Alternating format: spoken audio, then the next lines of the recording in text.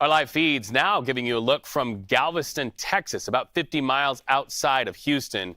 Tropical Storm Francine headed towards Texas and Louisiana. The place you're looking at there, a pier that usually attracts a lot of families for a lot of fun, but right now all you're seeing is some pretty soupy conditions, Jess, and some rough waters there.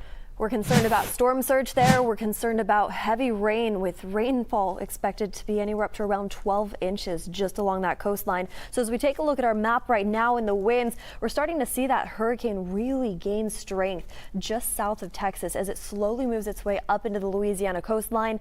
Later tonight, it's expected to hit at a Category 1, or it's expected to gain strength at a Category 1 before it hits into Louisiana. So taking a look behind me right now, max winds are still sitting around 65 miles per hour. It is gaining strength though as it hits warmer sea surface temperatures, moving its way slowly to the north, just around 8 miles per hour right now. As we head into the coming days, the big concern about Tropical Storm Francine, soon to be Hurricane Francine, has to do with that storm surge just along the coastline all the way up into Louisiana. And if we could advance this graphic, I'll show you what's happening right around the corner. This track is directly aimed right over New Orleans as we head into the coming days. Wednesday evening, all the way into the 7 o'clock hour, that's when it's anticipated to make landfall, continuing to track north all the way into Mississippi and Louisiana throughout those next couple days. Now let's take a look at Futurecast. This is the storm system that's impacting the coastline of Texas too, with heavy rainfall amounts expected widespread throughout that region. Into the coming days, we can expect anywhere up to around 12 inches of rain in local areas throughout Louisiana as the strengthening storm still continues to move its way closer to there. Storm surge is a big concern too. It was yesterday when we were more concerned about 12 inches just into the region south of Franklin. Now it's looking like it's actually a bit better in that area. And here's what's happening as we head into the coming days for rainfall totals. As mentioned, anywhere up to around 4 to 8 inches on average is expected along that coastline, but it's communities like Houma, for example, where we could see closer to 12 inches. Reed?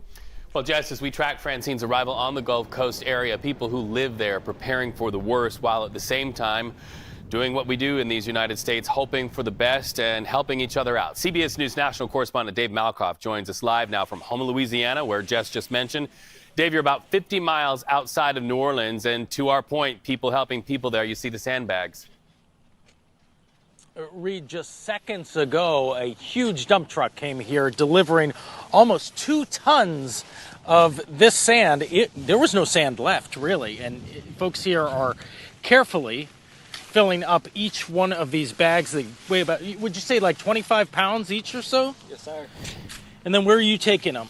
I'm taking these to this job site right here at the Civic Center, where we're still trying to recover from Hurricane Ida, so we're doing the repairs over here. Hurricane Ida was 3 years ago, and we're talking to a lot of people here in Houma who are still recovering from that. They still have lots of stuff outside of their house, and they don't have any way to protect that because their garage is full of stuff that they have already been protecting for 3 years from this last hurricane, which was a Category 4, and now we've got a Category 2 coming in. We've got the Coast Guard right here, and they are filling up these bags of sand to go over to their homes because they are actually going to ride this out here. It is a hurricane that you need all the essential services here. We talked to one woman who works in the maternity ward.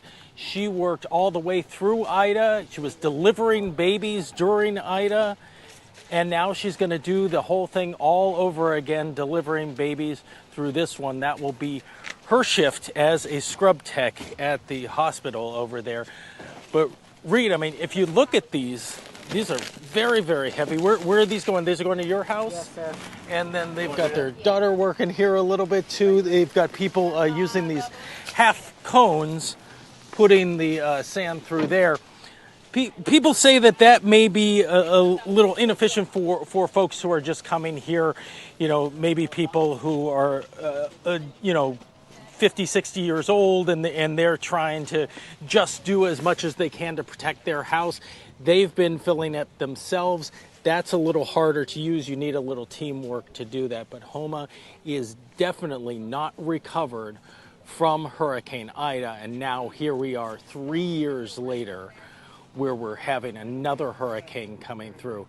And Reed, what I would mention is that coming up in the next hour, we're going to show you What do they do with the animals at the zoos here on the Gulf Coast? What do they do with the penguins who are actually at aquariums here on the Gulf Coast?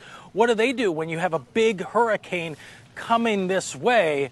Well, we went to a zoo and an aquarium here in the Gulf Coast area, right in the path of major hurricanes during this season, where we're right in the peak of it.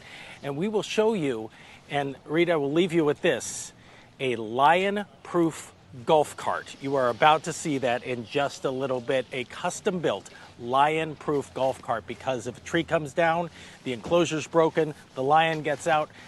How do they actually get that lion back into safety? All right, 3 things, Dave Malkoff. Number 1, that is community and teamwork in action in our country. That's great. Also a masterclass in bringing a story to life. Thank you so much. Number 3, that's one heck of a tease. We'll stay tuned for the lion in this broadcast.